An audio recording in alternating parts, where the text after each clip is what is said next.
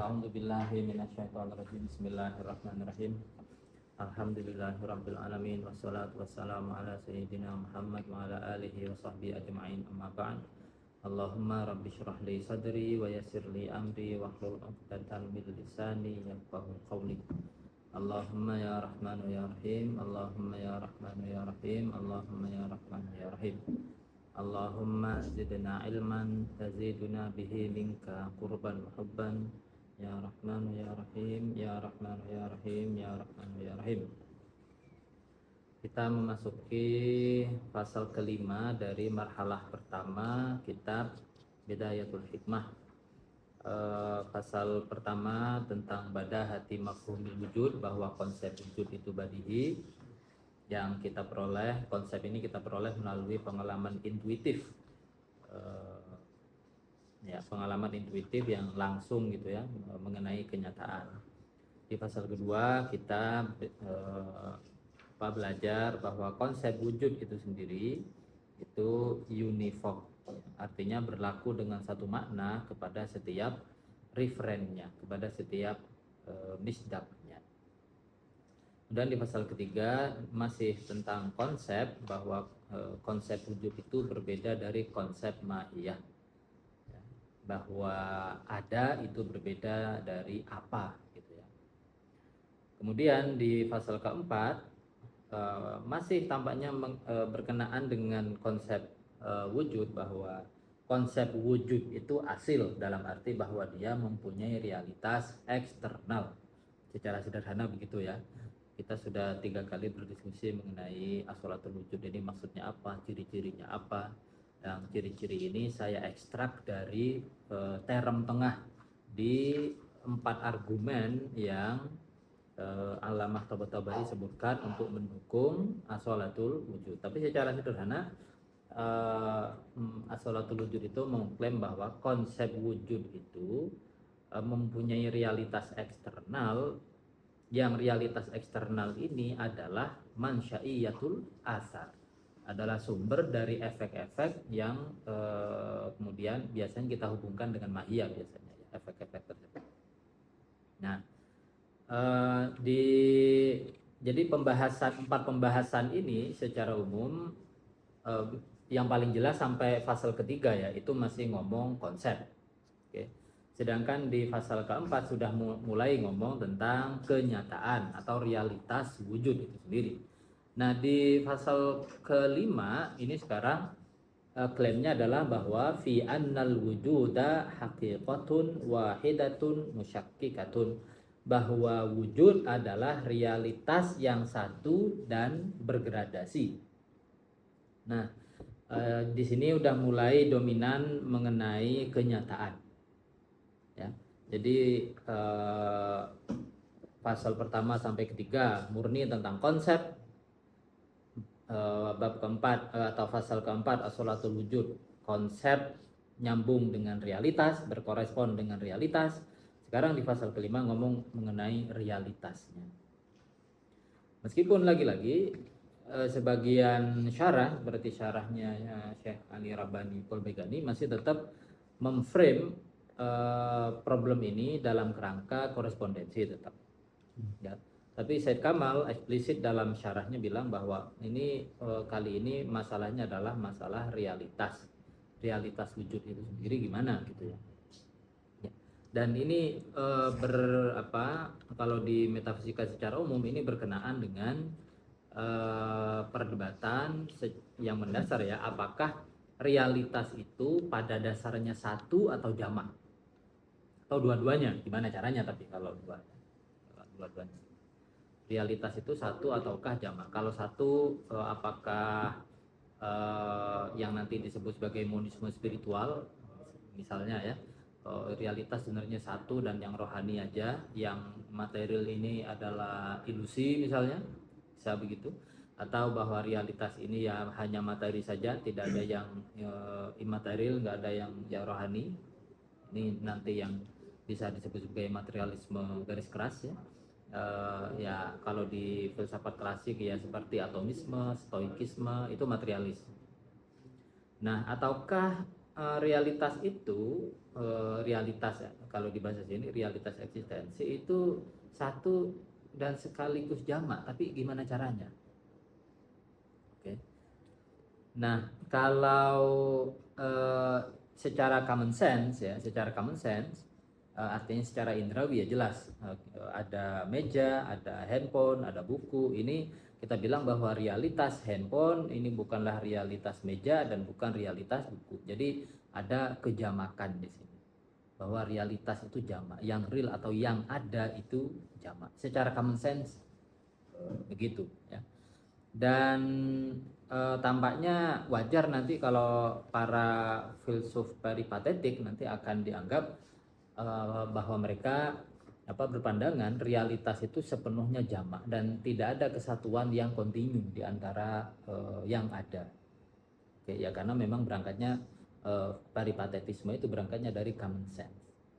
Ya, tidak dibayangkan ada yang tidak bisa dibayangkan adanya yang namanya wahdatul wujud ya, kesatuan realitas eksistensi kalau kita berangkat dari common sense, dari pengalaman indrawi. Nah, ya, menariknya ini tesisnya Mullah Sadra yang nanti akan diteruskan oleh Sabzawari dan Allamah Tabatabai di teks ini sekilas kayak counter intuitif ya, kayak bahkan kayak counter common sense gitu, karena ini mau bilang bahwa realitas eksistensi itu satu dan sekaligus jamak. Jadi bukan sekedar jamak tapi juga ada ada kesatuan yang bersifat kontinu. Nah, itu agak counterintuitif. Nah, tapi nanti berdasar nanti akan diberikan analogi-analogi yang yang bakal memberikan tesisnya Sadra ini, tasdikul wujud ini, berdasarkan analogi itu nanti akan mendapatkan lebih dukungan ya, mendapatkan semacam some more plausibility gitu, lebih masuk akal. Oke, apapun. Sekarang kita akan baca teksnya ya. Bismillah. Al-faslul khamisu, fasal kelima, yaitu fi annal wujuda, bahwasanya wujud itu adalah haqiqatun wahidatun, realitas wahidatun yang satu, musyakkikatun yang secara harfiah musyakkikatun itu membuat ragu. Kadang dibaca musyakkik, kadang dibaca musyakkak. Musyakkik karena dia membuat kita ragu, membuat kita bingung. Musyakkak ya karena dia sendiri objek kebingungan. Kemudian ya. Jadi kadang dibaca musyakkik, kadang musyakkak ya. Nah, kalau di Aristoteles ini nanti sering tapi dalam konteks semantik ya, konsep nanti sering dihubungkan dengan yang namanya proshand aku lupa ya. Oke, nanti kita akan bahas lagi. Teksnya bilang ikhtalafal qailun, berbeda pendapat al-qailun, orang-orang yang berpandangan bi asolatil wujud, mengenai asolatil wujud. Jadi kalau tadi di pasal keempat itu perdebatan di antara katakanlah mazhab yang berpandangan mengenai asolatul wujud dan asolatul mahyah, atau asolah kedua-duanya tetapi di ranah yang berbeda seperti katanya mazhabnya Dawani ya. Nah, bab atau pasal kelima ini sekarang khusus perdebatan di antara orang-orang yang menganut asolatul wujud. Yang tampaknya kalau di halaman 20 itu ya, di catatan kaki nomor 1 itu kan disebut ada berapa itu? Ada fal aqwalu fi haqiqatil wujudi samaniyah, ada 8 pandangan katanya, tapi tampaknya yang asolatul wujud ya nggak tahu nih, mulai dari yang pendapat yang keberapa ini, keempat atau kelima. Nah, yang pasti nanti ini dibedakan dari pandangannya Masyain ya, pandangannya peripatetisme, kemudian pandangannya as-sufi ya, para sufi atau ba'dus sufi ya, minimal sebagian sufi, kemudian pandangannya Dawani, nah baru kemudian pandangannya Mullah Sadra sendiri. Oke, ini topik yang sebenarnya secara historis agak complicated atau bahkan sangat complicated. secara historis ya. Tapi kita coba lihat sekarang secara filosofis dulu ya. Jadi fadzahaba, maka berpendapatlah ba'duhum sebagian mereka, maksudnya al-qailun bi asolatil wujud itu, ila annal wujuda, bahwasanya wujud adalah haqiqatun wahidatun, realitas yang satu, musyakkikatun, yang bergradasi. Dia satu tapi bergradasi. Nah, karena bergradasi itu maka berarti dia jamak. Oke. Jadi dia satu dan jamak. Ya. Satu satu sekaligus jamak gitu ya. Wahwa, dan dia adalah pandangan ini, annal wujud haqiqatun wahidatun musyakkikah itu al-mansubu, yang dinisbatkan ilal fahlawiyyin min hukama'il furs, kepada para filsuf Pahlawi dari diantara para filsuf kuna Persia. Kalau kata Said Kamal, Pahlawi itu nisbah kepada daerah Persia kuno namanya Fahlah, yang Fahlah ini mencakup kota Isfahan, Rai, Hamadan, Nahwan, dan Azerbaijan. Sekarang Azerbaijan kan masuk Eropa ya, tapi kalau dulu mungkin masih termasuk tanah Persia. Jadi fal wujudu, maka realitas wujud, indahum, bagi mereka, ya, likaunihi, karena adanya wujud itu zahiran, jelas, bizatihi, dengan sendirinya, dan dia juga muzhiran, memperjelas, li ghairihi, bagi yang lain, minal mahiyat, yaitu berupa mahiyat. Itu realitas wujud itu, ini khabarnya ya, al wujudu tadi mubtada, kemudian kan nuril hissi, ini adalah khabarnya.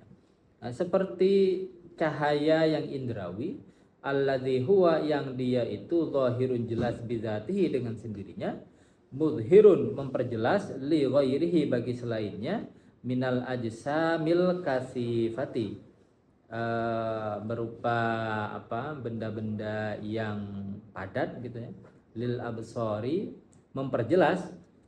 Ini bukan maksudnya tebal atau padat bagi pandangan, bukan ya. Ini lil absor, jar majrur, muta'alliq dengan muzhir. Maksudnya dia memperjelas benda-benda padat yang lain, memperjelas untuk apa? Lil absor, memperjelas bagi pandangan. Maksudnya gitu. Ya.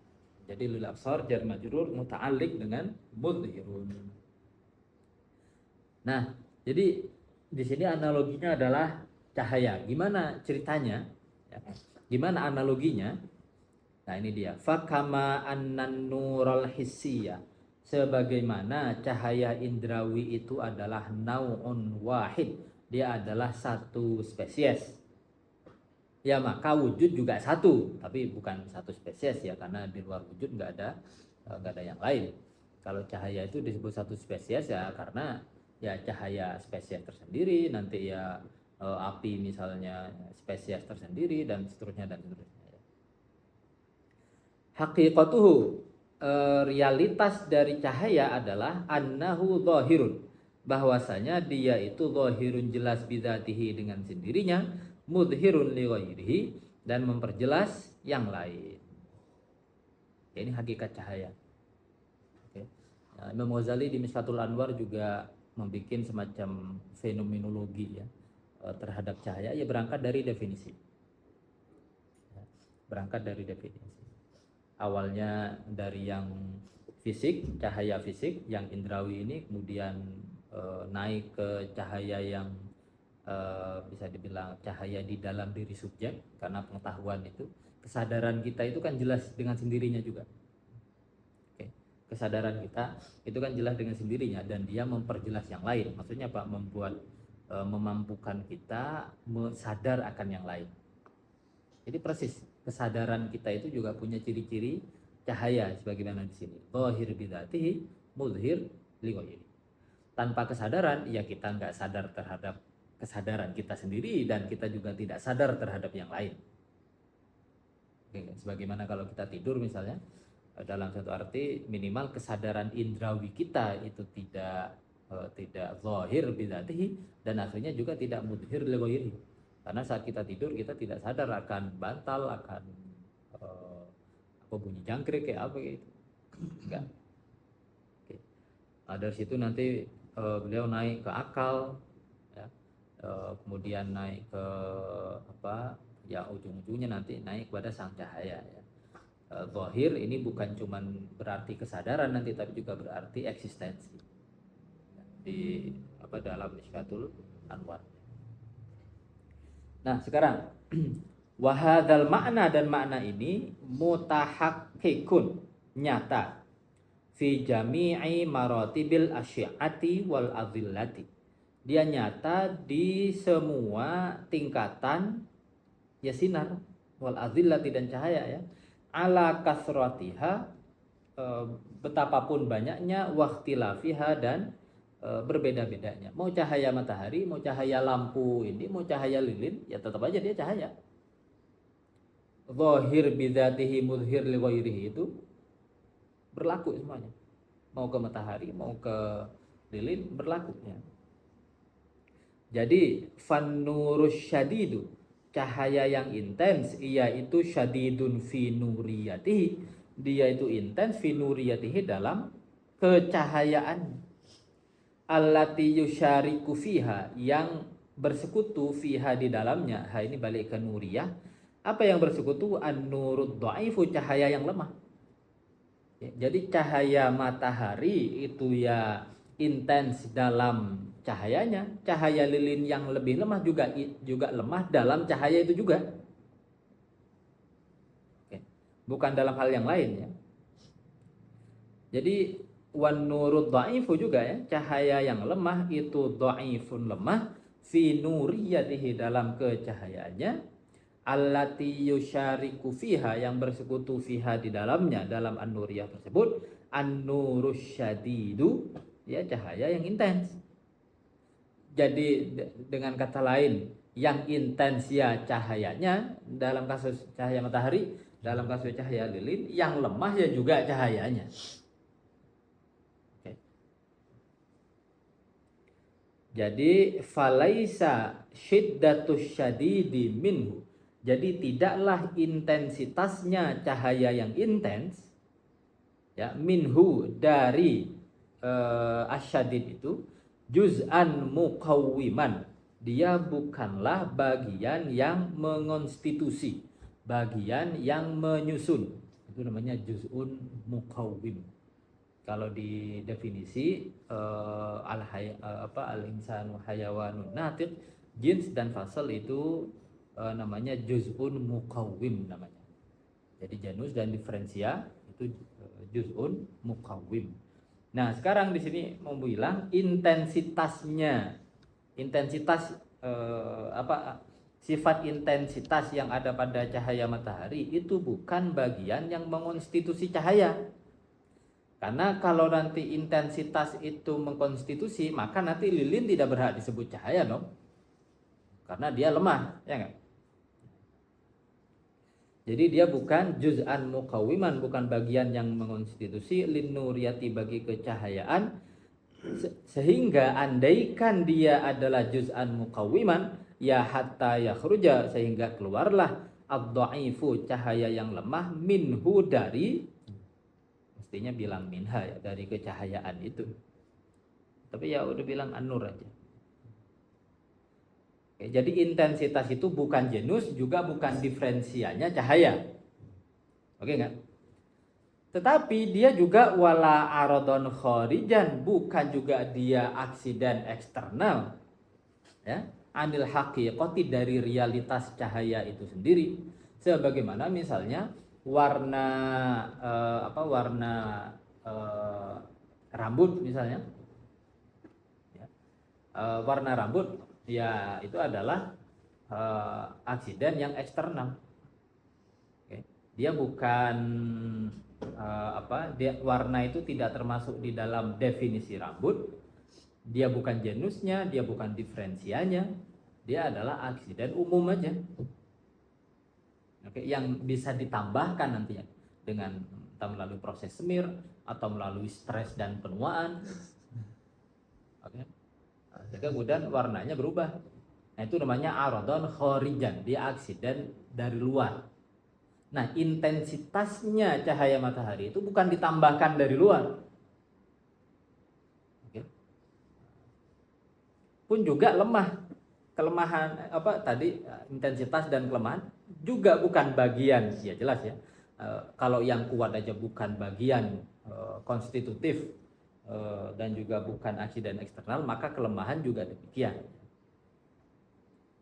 Pun walaisa dha'fud dha'ifi qadihan fi nuriyatihi, dan tidaklah dha'fud dha'if, lemahnya atau kelemahan cahaya yang lemah itu qadihan, mengurangi fi nuriyatihi, dalam apa, kecahayaannya. Enggak, dia tetap cahaya kok, selemah apapun ya dia tetap cahaya.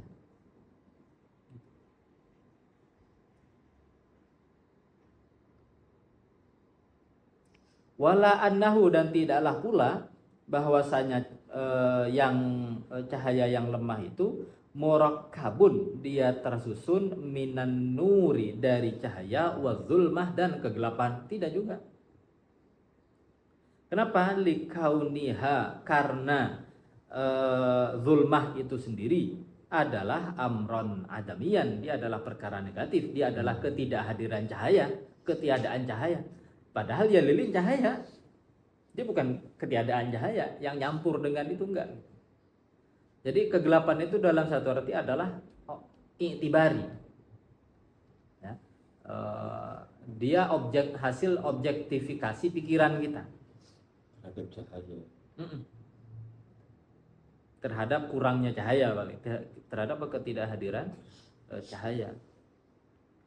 Sebaliknya, syiddatus syadid, intensitasnya cahaya yang intens, yaitu fi aslin nuriyah, dalam pokok atau inti kecahayaan itu sendiri.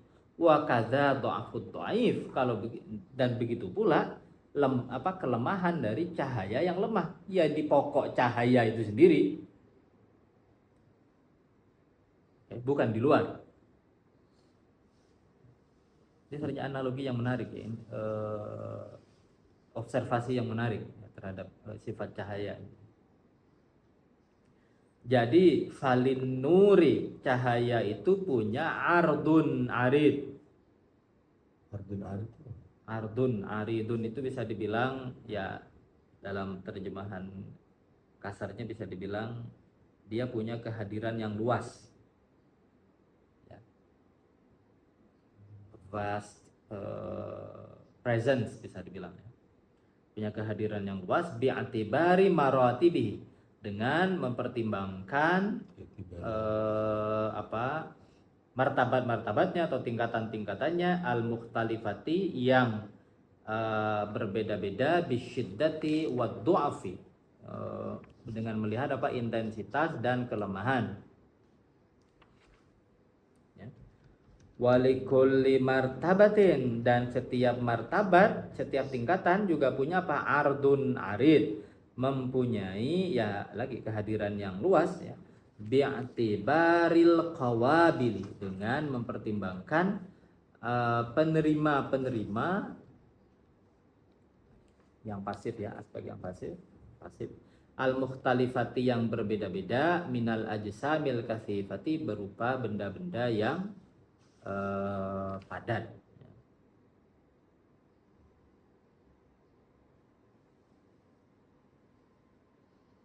Jadi cahaya itu berbeda secara, bisa kita bilang yang tadi ardun aridun bi'atibari maratibihil mukhtalifati bisyiddah wa du'af, itu perbedaan vertikal, mulai dari cahaya matahari, kemudian cahaya apa lagi di bawahnya yang terang, misalnya ya cahaya bulan. Ya, bulan kan dapat dari matahari, ya. Ini cahaya bintang matahari, cahaya bulan, ya, kemudian cahaya ya lampu apa macam-macam, itu sifatnya vertikal, oke enggak? Karena menunjukkan tingkatan dari atas ke bawah. Tapi di sisi lain juga punya dia juga punya tingkatan dia juga punya tingkatan horizontal. Kenapa? Karena matahari di saat dia bersinar kemudian diterima oleh benda-benda, tetapi benda-benda nanti bisa memantulkan matahari juga dengan intensitas yang berbeda-beda. Cermin, atau kalau sekarang yang ya prinsip dasarnya cermin sih udah pasti, cuman cerminnya nanti bisa mengkonvers apa enggak ya, bisa memelihara, bisa mempertahankan apa enggak. Kalau bisa mempertahankan maka jadi energi lagi, jadi listrik, jadi apa macam-macam ya enggak. Nah kalau bulan ya kan ya dengan sendirinya dia menerima dan kemudian memancarkan ulang ya kan. Nah dia berprinsip semacam ya dia planet bertenaga surya lah mungkin ya. Kalau sekarang kita punya listrik tenaga surya yang pada prinsipnya apa? Iya cermin juga. Tapi ada benda-benda yang menyerapnya tapi kemudian tidak memantulkannya lagi. Ya daun, pohon, ya kita juga. Oke. Nah, jadi menerima cahaya matahari tapi kemudian juga berbeda apa sifat-sifatnya. Ya. Berdasarkan apa tadi dibilangnya al-qawabil al-mukhtalifah, penerima yang berbeda-beda. Nah, jadi poinnya sebenarnya tadi ya bahwa intensitas dan kelemahan itu bersifat internal ya bagi cahaya, tapi internal ini bukan seperti Janus dan diferensia. Oke, dia bersifat internal kepada, tapi sekali lagi internalnya ini bukan seperti Janus dan diferensia. Di sini aku tulis di catatanku kalau juz'an muqawwiman kan tadi kan laisat ya, falaisat syiddatu syadidi minhu juz'an muqawwiman ay takwiman mantiqiyan mahuwiyan. Maksudnya takwim ini konstitusi yang logis, seakan-akan cahaya adalah jelas pada dirinya, menjelaskan yang lain secara intens. Enggak gitu juga, secara intens nggak masuk di dalam definisi di situ. Oke. Pun juga kelemahan tidak masuk di dalam definisi. Karena nanti bakal ada takwim-takwim yang lain ya, yang maksudnya adalah takwiman wujudiyan. Jadi yang ini takwiman mahuwiyan bahasanya. Jadi itu satu, intensitas dan kelemahan itu internal di dalam cahaya satu, dan kedua karena dia internal maka cahaya itu sendiri di samping dia satu, nah dia juga punya tingkatan yang berbeda-beda, yang bergradasi. Ini analogi untuk wujud yang satu sekaligus plural itu. Ya, analogi untuk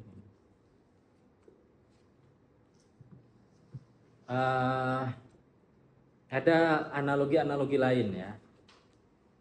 Itu misalnya disebutkan di halaman 20 di catatan kaki 1 2 3 4 5 6 6 dari bawah. Au kal wahid, atau seperti yang satu la bisyar, tanpa syarat. Oke. Satu tanpa syarat. Kenapa disebut satu tanpa syarat? Karena nanti ada satu yang bersyarat tidak berulang misalnya. Jadi ini menarik. Yang satu tanpa syarat, ada nanti yang satu bersyarat positif, yakni apa? Bahwa dia berulang.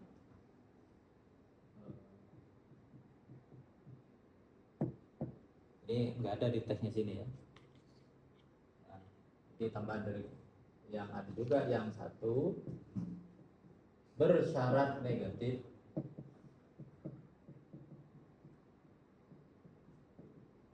Bersyarat negatif apa? Tidak berulang.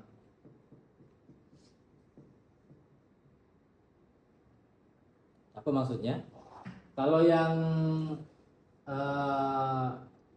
yang satu tanpa syarat ya ini nanti yang dia pada dirinya sendiri tanpa syarat, tapi nanti dia bisa menerima dua itu. Oke. Nah kalau yang satu bersyarat negatif ini yang tidak berulang, yang dalam satu arti mungkin bisa dibilang ini ya satu yang hasil 3 kurangi 2 adalah 1 misalnya. Karena dia memang satunya tidak berulang, ya memang satu itu. Nah, sedangkan satu yang bersyarat berulang, bersyarat positif, yang ini nanti yang bakal jadi apa? Yang bakal jadi ya angka 2, 3 dan seterusnya, 4 dan seterusnya tanpa akhir. Karena sebenarnya 2 itu apa? Ya 2 itu sebenarnya ya 1 diulang. Kan enggak, 1 dan 1. 3 itu apa? Ya 1 plus 1 plus 1. Berulang. Oke enggak? Jadi yang satu bersyarat positif berulang, ini nanti bakal jadi bilangan selain 1 itu sendiri, mulai dari 2 sampai tidak terhingga. Yang satu bersyarat negatif tidak berulang, ya bilangan 1 sebelum 2 itu. Nah, yang satu tanpa syarat ini adalah yang satu tetapi dia nanti bisa menerima bersyarat negatif dan juga bisa menerima apa? Bersyarat positif. Nah, analoginya gimana?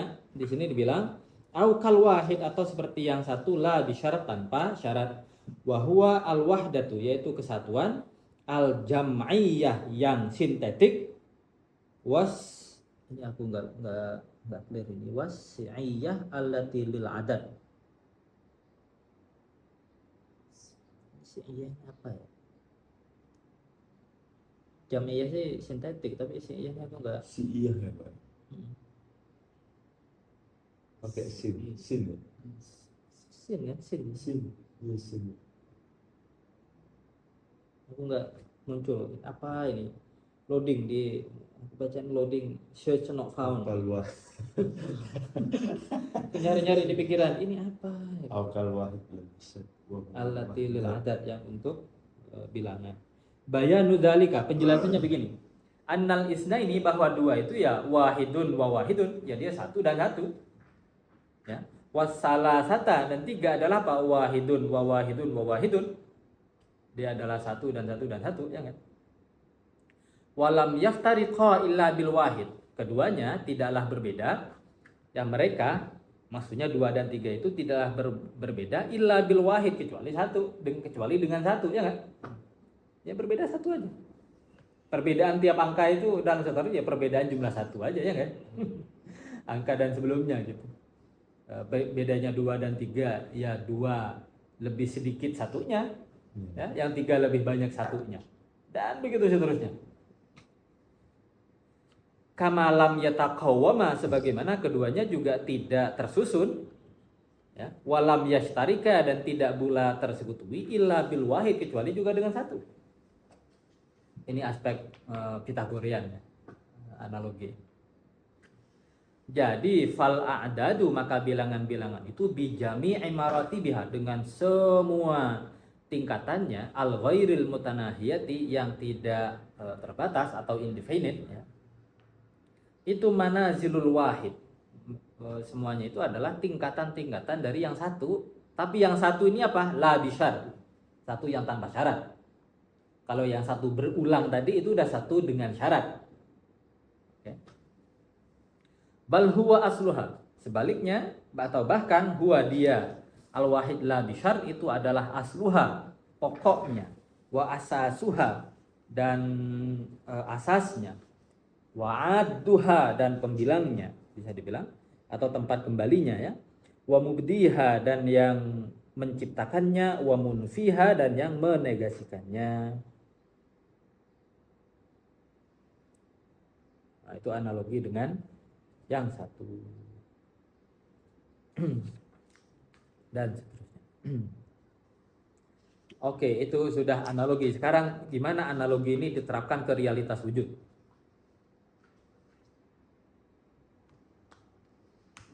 Kadzalikal wujud. Kadzalika, ini khabar muqaddam, al wujud mubtada. Seperti itulah al wujud, yaitu apa? Haqiqatun wahidatun, realitas wahidatun 1, zatu maratiba mukhtalifatin, yang punya martabat-martabat yang berbeda-beda.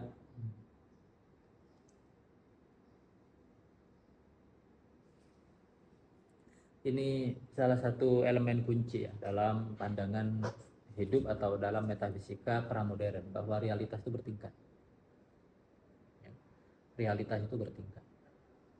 Kalau orang sekarang, orang modern biasanya ya paling jauh, ya sejak Descartes minimal paling jauh, ya, mereka menerima 2 level, ya, materi dan kesadaran. Tapi yang berpandangan bahwa kesadaran juga material, ya ujung-ujungnya ya nggak ada eh, eh, perbedaan level. Kalaupun berbeda ya paling different in cuman berbeda dalam degree saja, bukan different in kind. Kalau ini bukan hanya berbeda dalam tingkatan, dalam intensitas tapi juga di dalam jenisnya, ya, di dalam jenisnya. Jadi hierarki hierarki realitas gitu. Kalau di bahasanya Arthur Lovejoy itu the great chain of being, the great chain of being. Oke, Dzatu marotiba muhtalifatin, dia mempunyai martabat-martabat yang berbeda-beda. Mutamayizatun, dia berbeda bisyiddati wa du'af, berdasarkan aspek intensitas dan kelemahan. Wat taqaddumi wat ta'akhuri, dan keterdahuluan dan keterakhiran. Wa ghairi zalika, dan semacamnya. Nanti bakal ditambah biasanya wal kamali wan naqs, ya, kesempurnaan dan kekurangan. Biasanya 3 pasangan. Oh ya, al quwwati wal fi'l juga, ya, potensialitas dan sehingga fayarji'u, maka tereduksi, terpulang, ma sesuatu, ya, bihi yang oleh karenanya, al imtiyazu terdapat perbedaan, fiha di dalam maratib mukhtalifah tadi, terpulang atau tereduksi ilama kepada sesuatu, bihi yang oleh sebab ma tersebut, al istiraku terdapat kesamaan.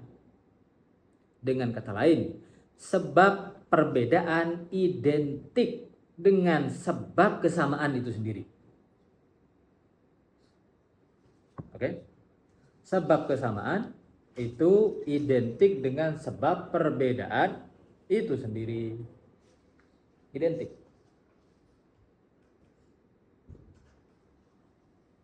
Wa ma bihil ikhtilafu, dan ma sesuatu yang bihi yang olehnya al ikhtilafu terdapat perbedaan, terpulang atau tereduksi ilama kepada apa bihi yang olehnya al ittihadu terdapat kesatuan. Oke.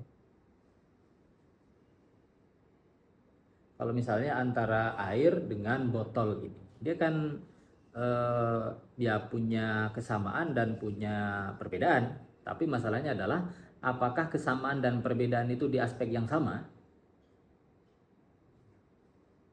Oke, ciri-cirinya ya kan enggak.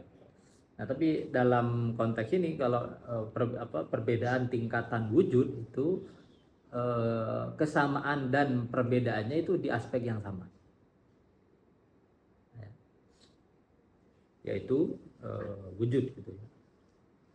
Nah, karena penyebab, bisa juga kita artikan penyebab, ya, karena pakai ba di sini sababiyah, ya. Bisa juga kita bilang penyebab perbedaan identik dengan penyebab kesamaan. Oke. Nah, karena itu ya falaisat, maka tidaklah khususiyatu syai'in, ciri khas sesuatu atau ciri khas salah satu minal marotibi, dari tingkatan-tingkatan itu adalah juz'an muqawwiman, ya, dia bukanlah bagian yang mengonstitusi lil wujud bagi wujud, ya, seperti tadi, ya, karena ya wujud itu sendiri di samping pada, nah ini dia baru aku mau bilang libasatotihi, karena kesederhanaannya, kama saya juga sebagaimana akan dijelaskan nanti. Karena realitas wujud itu sendiri pada intinya dia sederhana, maka dia tidak terdiri dari janus dan diferensia. Oke. Tetapi ajaibnya adalah, kalau kita bisa bilang begitu, tetapi dia nanti bisa bermanifestasi, bisa memancar sedemikian rupa sehingga pancarannya itu levelnya berbeda-beda. Di level cahaya sendiri dia sangat jelas, makin kemudian manifestasi berikutnya ya pasti kurang jelas dibandingkan dengan asalnya, dan makin jauh dengan sumbernya dia makin kurang jelas. tetapi ya sumbernya sama itu juga. Nah, pun ciri khas setiap tingkatan itu wala amron kharijan. Dia juga bukan perkara yang keluar tadi ya, bukan aradon kharijan. Bukan aksiden yang di luar anhu dari apa? Dari wujud itu sendiri. Oke. Jadi dia bukan ya balik lagi karena term-term seperti ya konsep ya genus, diferensia, aksiden itu berlaku pada mahiyah. Itu adalah sistem mahiyah. Sistem bagaimana satu mahiyah berrelasi dengan yang lain. Ya bahasanya aja apa predikamenta atau al-kulliyatul khams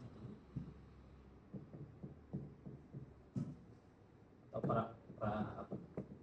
predikamenta kalau the five universal kalau di Isagog genus, kemudian diferensia, gabungan dari genus diferensia ini adalah jadi spesies, nanti implikasi dari genus adalah aksiden umum, implikasi dari diferensia adalah aksiden khusus. Semua ini adalah sebenarnya relasi di antara esensi-esensi. Relasi di antara esensi, di antara mahiyah. Oke. Ini bisa dibilang adalah relasi di antara mahiyah. Ya, memang nanti disebut ya al-kulliyat, yang universal. Tapi yang universal ini didapat dari mana? Ya dari common sense. Ya, dia adalah hasil abstraksi dari common sense. Nah, di saat sekarang kita bicara tentang wujud, otomatis ini nggak bisa berlaku di sini. Oke. Nah, sebenarnya kita perlu semacam the logic of being gitu. Oke. Kita perlu the logic of being sebenarnya, karena ini kalau ini adalah the logic of essence. Ini logika esensi. Oke. Esensi-esensi di realitas eksternal yang kemudian kita abstraksi di dalam pikiran, kemudian hasil abstraksinya ini kita coba susun berdasarkan umum dan khususnya, berdasarkan umum dan khusus, kemudian implikasinya juga ya. Yang tadi aku bilang implikasi dari genus adalah aksiden umum, dari diferensia adalah aksiden khusus. Nah, di saat kita ngomong wujud, ruwet. Karena di situ sebab sebab perbedaan identik dengan sebab kesamaan. Ya. Kalau di sini kan beda, genus ini adalah sebab kesamaan, ini sebab kesamaan, yang ini adalah sebab perbedaan antara satu spesies dengan spesies lain. Oke. Aksiden umum ini juga kesamaan, prinsip kesamaan tetapi aksiden, seperti misalnya warna meja ini dia akan ditambahkan dari luar ya dia sama dengan warna misalnya kopi latte yang kita minum, tapi aksiden umum. Oke, kesamaan umum aja. Aksiden khusus ini adalah perbedaan. Karena sekali lagi aksiden khusus itu lahir dari diferensia. Aksiden khusus ini nanti termasuk yang membedakan, misalnya antara manusia dengan hewan. Manusia menulis puisi, hewan tidak, misalnya. Jadi sebab kesamaan dan perbedaan di sini beda. Dua aspek yang berbeda. Oke. Manusia adalah binatang, ya sama dengan binatang yang lain dari segi genus, tetapi juga berbeda dari binatang yang lain dari segi diferensianya. Oke. Nah, biologi modern nanti yang bakal mengklaim bahwa ya sebenarnya diferensia ini bukan different in kind. Kalau ini klaimnya different in kind ya, berbeda dalam jenis, dalam spesies. Tapi kalau biologi modern nanti atau ya minimal sebagian orangnya ya mengklaim bahwa binatang dan rasionalitas itu berbeda dalam kompleksitas saja atau berbeda dalam tingkatan aja. Ya, taskik, tapi taskiknya taskik material bisa dibilang. Ya ada gradasi juga. Modern juga ke materialisme. Ya, Nggak selesai bisa. oke. Nah, kita perlu dalam satu arti kita perlu the logic of wujud ya, yang dalam satu arti adalah the logic of paradox sebenarnya. Jangan-jangan ya, logika paradoks. Karena yang satu juga sekaligus adalah yang jamak misalnya, dan seterusnya. Berarti saya mau tanya Pak, kalau kan di sini udah masuk bab realitas ya, maksudnya bab ontologisnya Pak. Sedangkan waktu itu kan sempat dibahas di pertemuan-pertemuan sebelumnya kalau mahya itu sumber kejamakan. Nah di pembahasan sebelumnya tadi bab sebelumnya bahwa mahya itu sumber kejamakan, sedangkan di sini dibuktikan bahwa wujud itu juga dia sebab bagi kesatuan dan kejamakan juga. Lantas klaim bahwa mahya itu sumber kejamakan bagaimana? Ya, paling nanti mahya yang perlu dipandang ulang. Mahya paling nanti disebut sebagai batas-batas. Tok di situ berarti Pak, batas-batas pikiran terhadap realitas saja. Bukan cuma batas pikiran, tapi kadang disebutnya juga anhaul wujud atau nahwul wujud. Disebut sebagai apa? Modalitas internal, cara bagaimana wujud itu menampilkan diri. Ya persis seperti cahaya yang tampil berderajat itu. Dia dalam satu arti adalah modifikasi internal terhadap wujud itu sendiri, terhadap yang satu. Ya berarti pada dasarnya mahya tidak memiliki kemampuan untuk membeda-bedakan sebenarnya. Enggak. Ya lagi-lagi karena wujud juga. Ya. Itu nanti.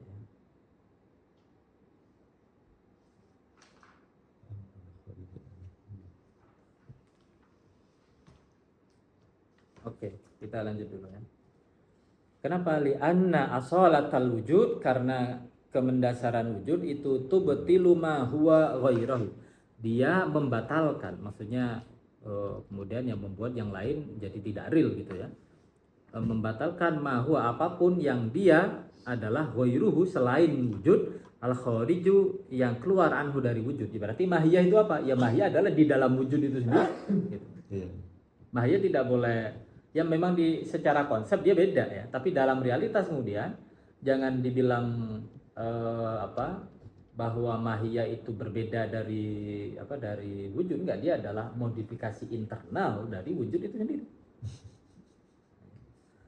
Nah makanya kadang ya mungkin bisa dibilang juga ya ini kok kayaknya asolatul wujud dan mahiyah tapi levelnya beda gitu.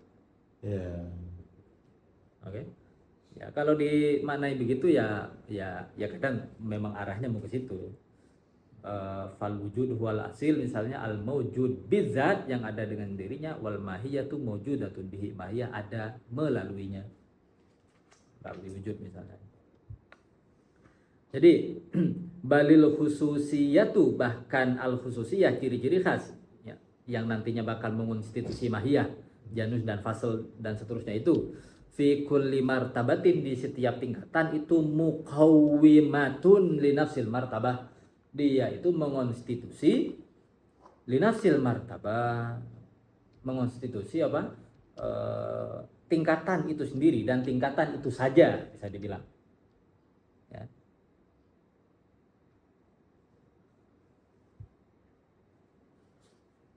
Kuncinya ya tadi bahwa perbedaan-perbedaan itu internal di dalam wujud itu sendiri. Bimakna dalam arti malaisa bi kharijin minha, sesuatu yang tidak keluar darinya. Walaha, dan milik hakikat wujud, milik atau realitas wujud itu mempunyai kasratun tuliyatun, kejamakan yang yang vertikal. Makanya tadi aku bilang di analogi itu di antara aspek-aspek intinya adalah bahwa aspek intensitas dan kelemahan itu internal di dalam cahaya satu. Kedua, cahaya nanti punya tingkatan punya level vertikal dan juga punya perbedaan horizontal. Ada 3 hal. Nah, di sini pun juga begitu. Ya. Yang pertama tadi prinsip perbedaan dan kesamaan itu internal di dalam wujud itu sendiri, satu. Yang kedua, sekarang realitas wujud itu juga punya kejamakan yang vertikal. Nah, gimana kejamakan vertikal ini? Ini bi'atibaril maratibil mukhtalifah, dengan mempertimbangkan tingkatan-tingkatan yang berbeda-beda, al-akhidati yang mulai min adhafil maratibi, dari level yang paling lemah, tingkatan paling lemah di bawah, ya.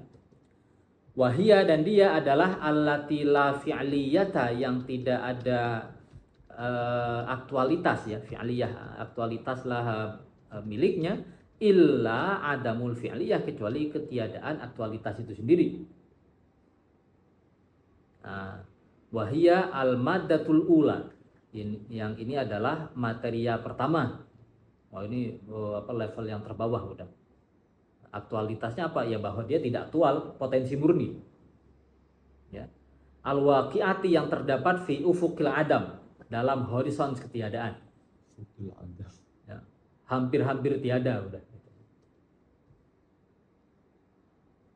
Summa tataso'adu, lalu menaik, ya, al maratibu, tingkatan-tingkatan itu, ila antantahiyah, sampai dia berujung ilal martabatil wajibati, kepada level al wajibati, yang wajib, yang niscaya, lidzatiha, karena dirinya.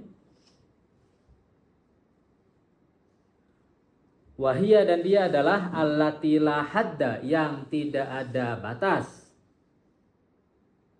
laha, baginya, illa adamul haddi, kecuali ketiadaan batas itu sendiri. Nggak ada definisi bagi dia, ya, kecuali ya nggak ada definisi itu sendiri.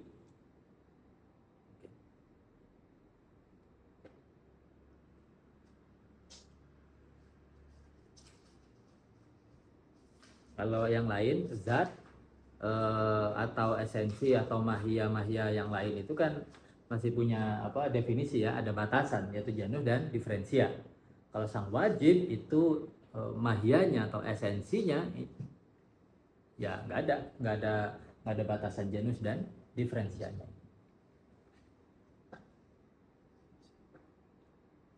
Walaha, dan miliknya, ini balik ke realitas wujud lagi, kasratun aradiyatun, roknya fathah, ya, bukan sukun, ya, kejamakan yang horizontal, bi'atibari takhassusiha, dengan memandang kekhususan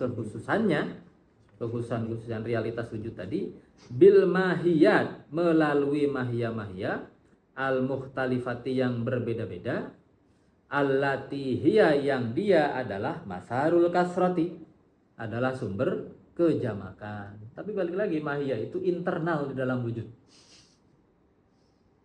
Oke. Dia eksternal dari wujud dalam pikiran kita aja, dalam analisis saja.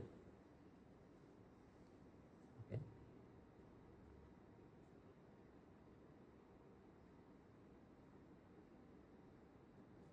Nah, penjelasan mengenai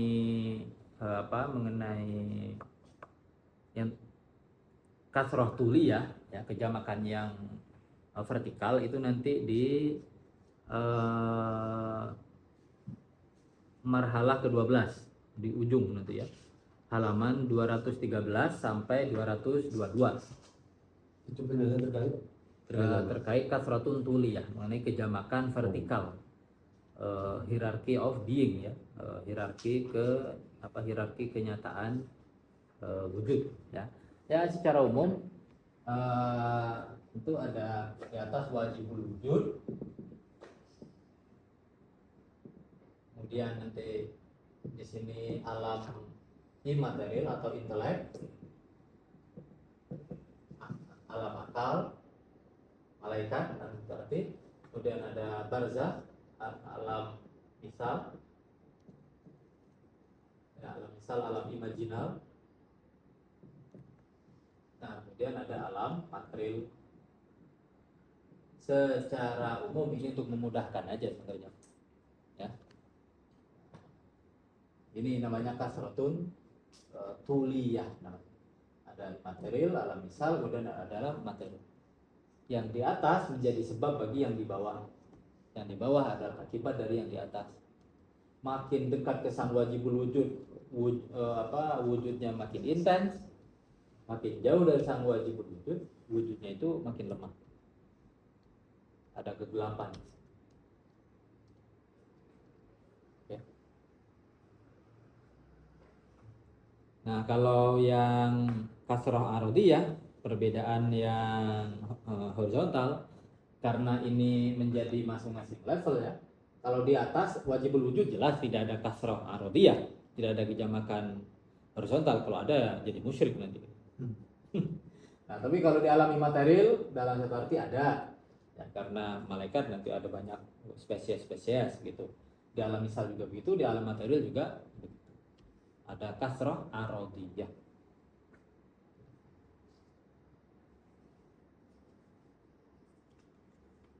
Saya kira tuh secara horizon cuma ada di aspek kasratul ardiyah ini cuma ada di alam misal. Enggak, di sini juga. Di material pun juga ada ya? Ya, ini kesamaan. Ini udah kejamakan kejamakan horizontal juga ya. Kita berbeda dari meja, dari kursi. Perbedaan di antara spesies di dalam satu tingkat itu namanya kasroh arodiyah. Oke. Perbedaan spesies di dalam satu tingkat wujud. Oke.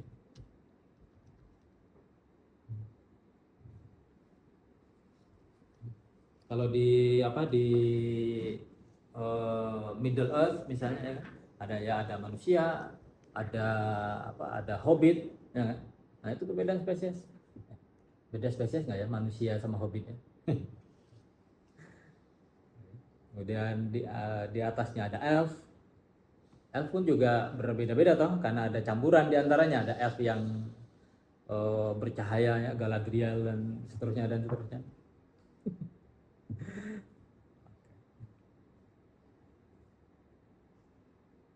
Ini visinya ya. Terakhir aku membacakan paragraf yang ini. Wa dhahaba qaumun minal masya'in, dan berpendapat qaumun minal masya'in, sekelompok orang dari filsuf peripatetik, ila kaunil wujud, bahwa wujud itu adalah haqa'iqa mutabayinatan. Dia adalah realitas-realitas yang totally distinct. Ya, yang sepenuhnya berbeda wujudnya, bukan cuman mahiyanya. Mahia botol berbeda dengan air, bukan cuman mahiyanya, tapi juga wujudnya berbeda. Oke. Bitamami zawatiha, dengan keseluruhan diri mereka. Ya. Lah kok bisa? Amma kaunuhu haqa'iqa mutabayyinatan, adapun adanya bahwa dia itu adalah realitas yang berbeda, ya karena falikhtilafi asariha, karena perbedaan efek-efeknya. Efeknya berbeda, berarti entitasnya berbeda. Ya. Wa amma kaunuha mutabayyinatan bitamamiz zawati, adapun bahwa mereka haqa'iq mutabayyinah tadi ya berbeda dengan keseluruhan dirinya atau esensinya, falibasatotiha, karena kesederhanaan az-zawat, karena kesederhanaan esensi itu sendiri ya.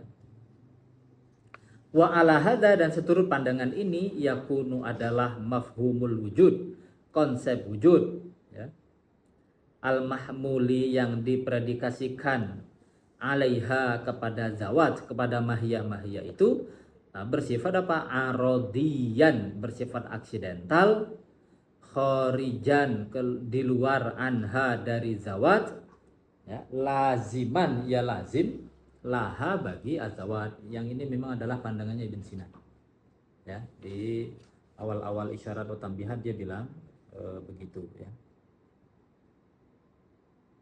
Nah, nanti kalau berdasarkan tasdikul wujud atau asalatul wujud, nanti bakal dibilang bahwa sebenarnya predikasinya wujud kepada mahiyah itu sebenarnya aksul haml.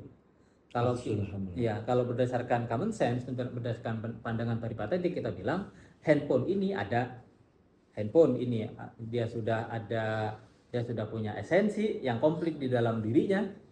Oke, ada jins, ada fasal, Kemudian ada konsep wujud yang kita predikasikan secara aksidental kepadanya dari luar.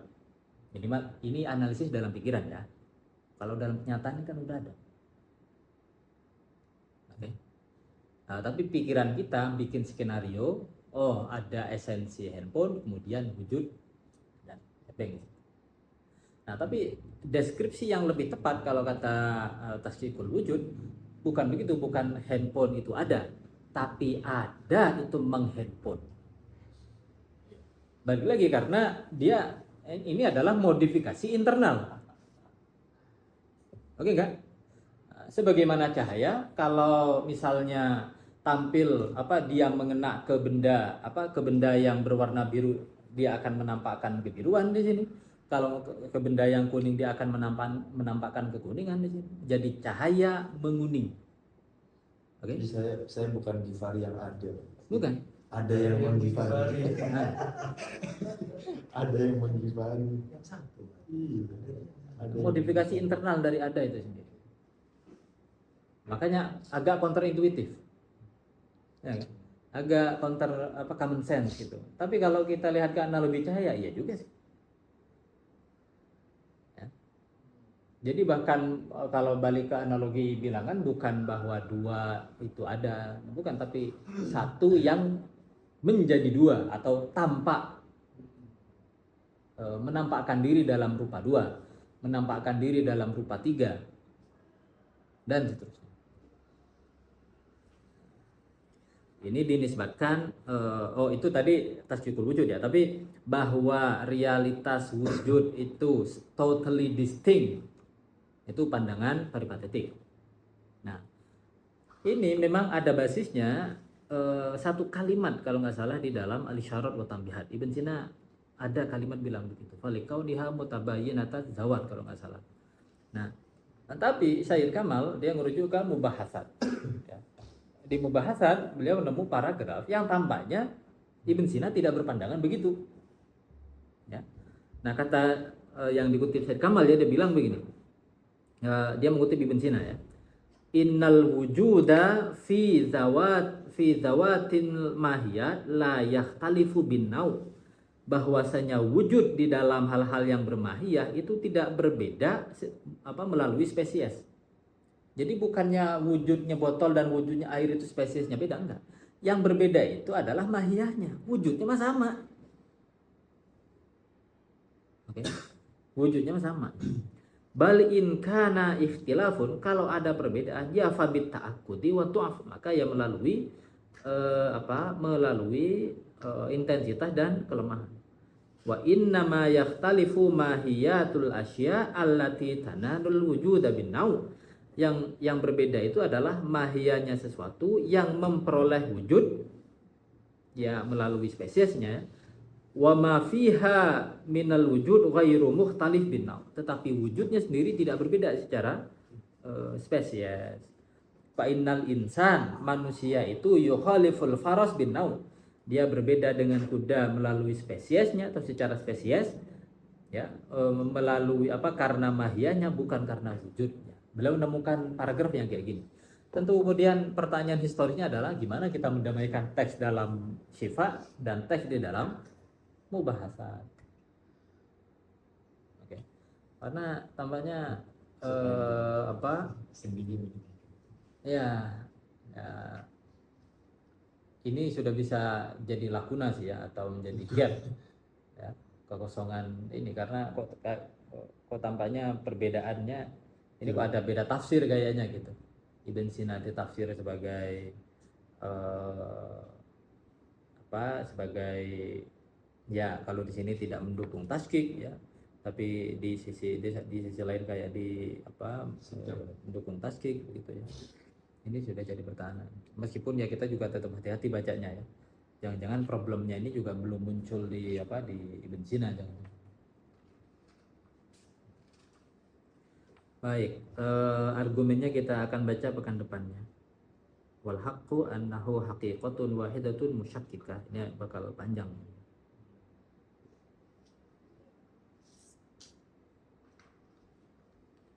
Oke, ada pertanyaan? Pak, ya kan? Kan pada pasal kedua kan itu kita udah bahas alamat toba-toba itu udah bahas mafhum ya, secara mafhum, secara konsep bahwa musyarak maknawi, bahwa konsep wujud itu musyarak maknawi. Tapi di pasal ini hakikatnya tuh justru musyak, nah, atau gradasi gitu Pak. Nah, kok bisa Pak toba-toba ini secara konsep musyarak maknawi? Apakah toba-toba itu secara konsep musyarak maknawi lalu mengamini realitas itu musyakik, atau mau bilang aja sekalian konsep juga musyakik? Ya, iya aku lebih setuju begitu. Nah, cuma kadang Ibn Sina dibilang tasdiknya itu tasdik konsep aja. Ya, Syed Kamal tuh bilang bahwa tasdik itu nanti ada tasdik mafhumi, tasdiknya konsep, ada juga tasdik falsafi, atau tasdik mantiki, tasdik yang logis, dan tasdik yang ontologi. Ya. Nah, kadang Ibn Sina dibilang ya tasdik mantiki saja. Cuman kalau mantiki saja, tapi jelas Ibn Sina mempraktekannya kepada metafisika, ya tampaknya juga ontologi. Cuman Ibn Sina itu nggak pernah bilang, yang aku tahu ya, yang aku ingat, meskipun lagi-lagi masih perlu dikorek-korek lagi teksnya ya, dia nggak pernah menyamakan atau menganalogikan realitas wujud itu dengan cahaya. Apalagi dengan tadi ma bihil ikhtilaf, apa tadi itu bahasanya ini, yarji'u ma bihil imtiyaz fiha ila ma bihil ishtiraak wa ma bihil ikhtilaf ila ma bihil ittihad. Prinsip kesamaan itu identik dengan prinsip perbedaan. Nah, saya tahu Ibn Sina nggak pernah bilang gitu. Ya, padahal ini kan kayaknya kunci ya, dan masih bisa dipertanyakan apakah Ibn Sina akan setuju dengan ini. Kalau dengan kasratun tuliyah itu clear menurutku. Ya, bahwa Ibn Sina juga mengonfirmasi marotibul wujud itu juga ada. Ya jelas ya, ya di mutakallimun juga ada wajibul wujud, mungkin wujud, iya. Tapi apakah perbedaan wujud ini, perbedaan marotib ini, kalau namanya perbedaan marotib itu kan jelas kejamakan ya kan? Tapi apakah perbedaan marotib ini bisa direduksi kepada satu kesatuan tertentu, bisa apa enggak? Nah Ibn Sina kayaknya nggak bilang gitu. Tampaknya, kecuali nanti memang benar teks yang Said Kamal kutip ini dalam Al-Mubahasat ini memang mengarah ke situ, ya, itu hal lain lagi. Tapi ya kita perlu kontekstualisasi lagi teksnya ini mau bilang apa sebenarnya, konteksnya gimana kok tiba-tiba jadi begini. Oke.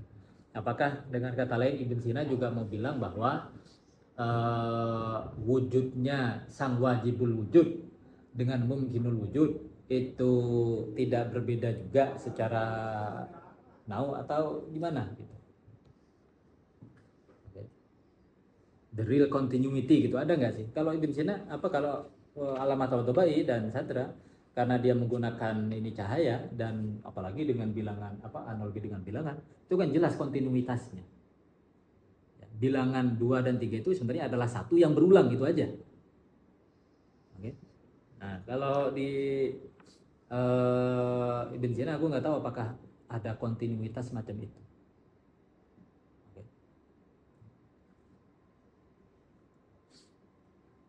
Sama ini Pak, saya mau nanya, tapi terkait yang di annahu zahirun bidzatihi muzhirun li ghairihi. Nah, saya kan nggak nemuin teks Suhrawardi tentang bilang langsung musyakkin. Tapi kalau saya mengandaikan teks yang seperti ini gitu, di Suhrawardi bahwa ini cahaya adalah musyakik, itu clear nggak? Ya bisa. Menurutku cukup jelas ya. Itu kayaknya musyakik juga meskipun dia nggak bilang gitu. Karena saya kesulitannya begini Pak, sejauh kayak ada pembacaan Tiangzi terhadap Suhrawardi tetap univoc, cahaya sejauh mungkin itu di konsep ya maksudnya. Nah itu perlu clear lagi di mana dia bilang gitu. Ya maksudku di ranah mana, konsep atau kenyataan. Kuncinya di sini nih. ma bihil imtiaz ainu ma bihil ishtirak misalnya. Apakah begitu atau enggak? Prinsip kesamaan identik dengan prinsip perbedaan. Apakah begitu?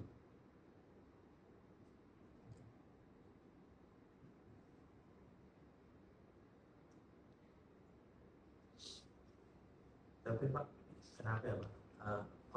Bukan wujud yang sederhana itu justru menyulitkan para filsuf hingga Ya, paradoks ya buat saya Pak. ya misteri lah itu. Itu misteri. Ambiguitas. Aduh.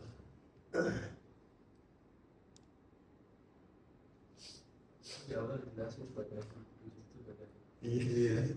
Nah, Makin kesini makin libas tinggi. di awal dikasih dulu ya udah. Ini yang penting jelas nih barang. Dia ada bingung-bingung nanti.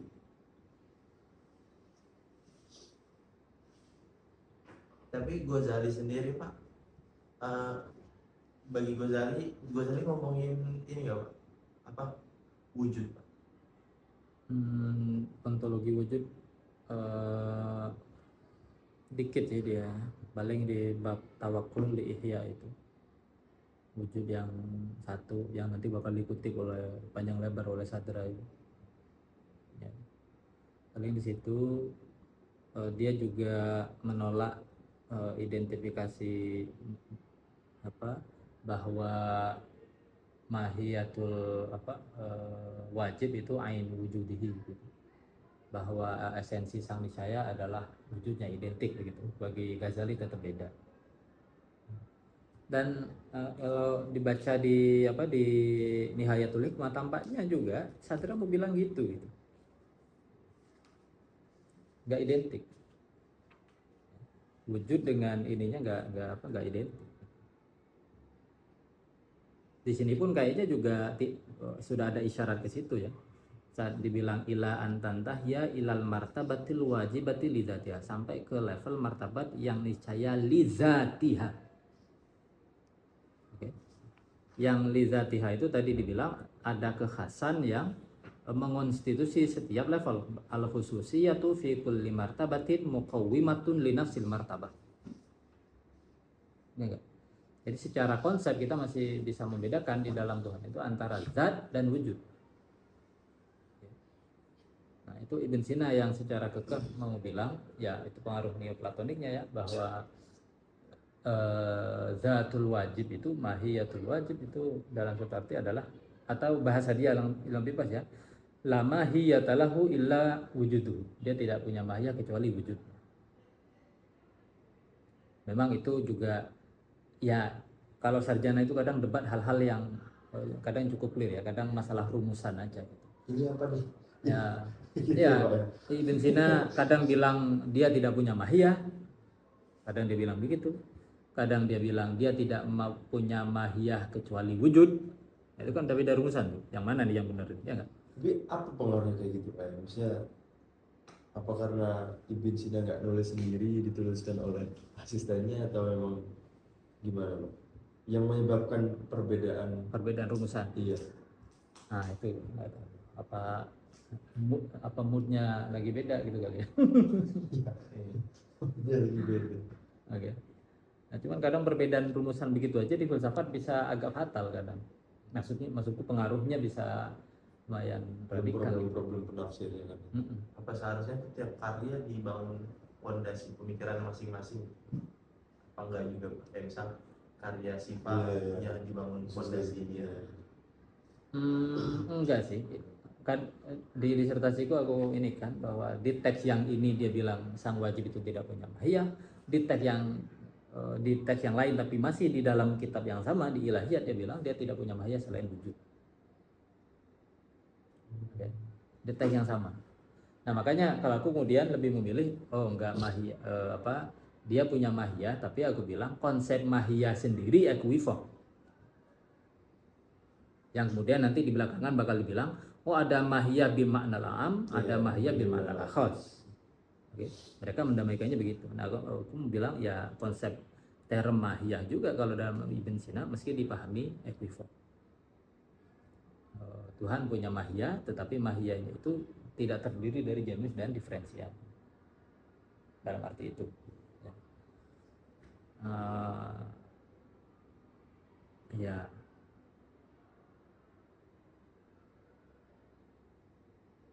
Ini nanti berkenaan dengan doctrine of simplicity, doktrin mengenai kesederhanaan.